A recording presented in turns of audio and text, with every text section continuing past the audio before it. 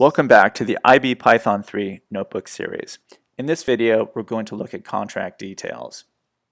The modules that are required are the IB connector module, and more specifically, the IB class from that module. We also require the contract and contract details class from the contracts module, bar from the miscellaneous module, and IB reply, which is used in all of our IB containers. We'll run this cell. We establish our connection to Trader Workstation in the usual manner. We use a client ID of 3 to correspond to the number of the notebook, just to keep track of our connections. We'll make our connection here. Return any additional messages. Now, one of the most unambiguous ways to specify contracts in interactive brokers is to use their own unique contract identifiers. We can go to this link, we'll open it in a new window, which takes us to the Interactive Brokers contract database. We'll specify Apple, for example. Here Apple is. We'll go to the stocks, and we see that there are 3 stocks that are returned for Apple. One of them is in Mexico. We don't want that one. NASDAQ is what we're looking for. So we'll click on the details for that link.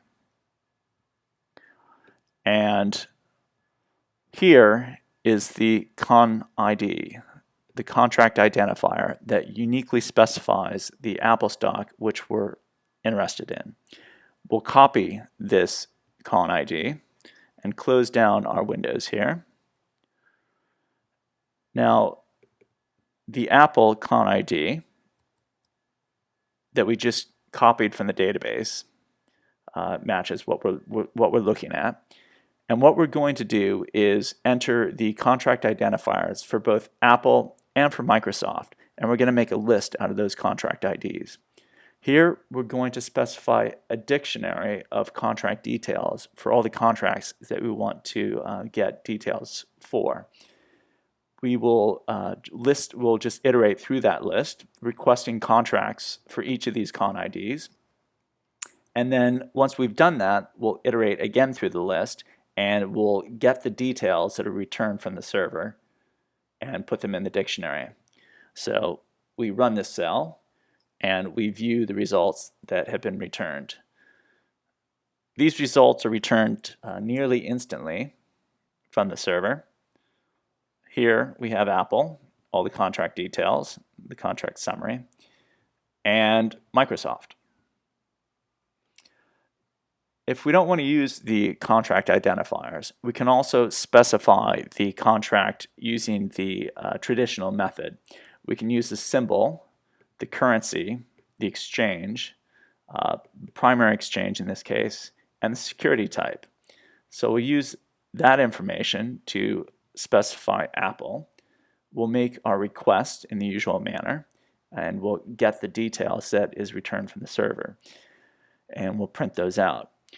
Now, when you make a request in this manner, you can receive more than one contract back. So we will list the length of the details.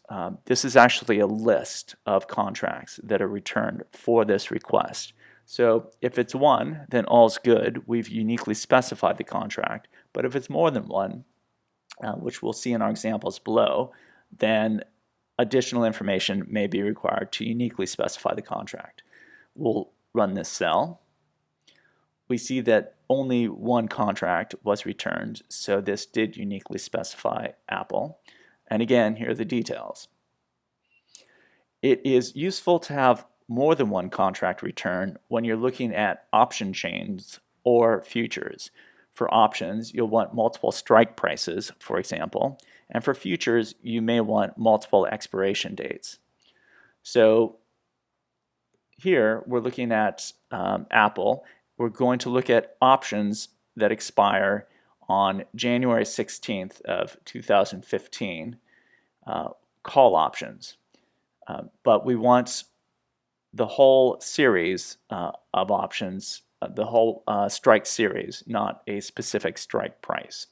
So we'll make our request in the usual manner, and we will print out the results that are returned, and we'll sort those by the strike price using a Python lambda function. These are all of the contracts that are returned, sorted by the strike price.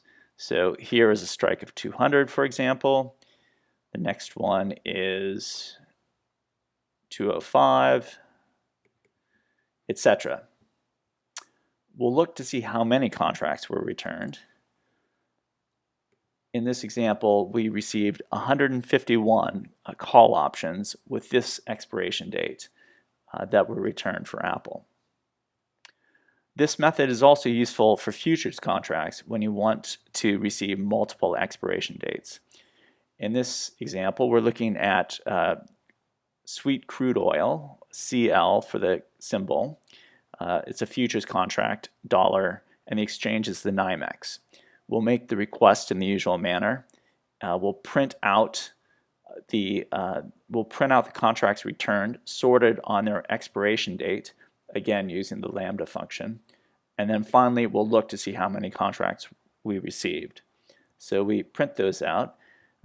In that short bit of time, we received all the contracts, the light sweet crude oil contracts here, the maturity dates, the expiration dates, for example, May 20th of 2014. The next one will be June 20th, 2014, etc. And in that brief moment it took us to get that, we received 74 contracts that were all received in this request above. So that concludes our contract details video, and we will disconnect our connection.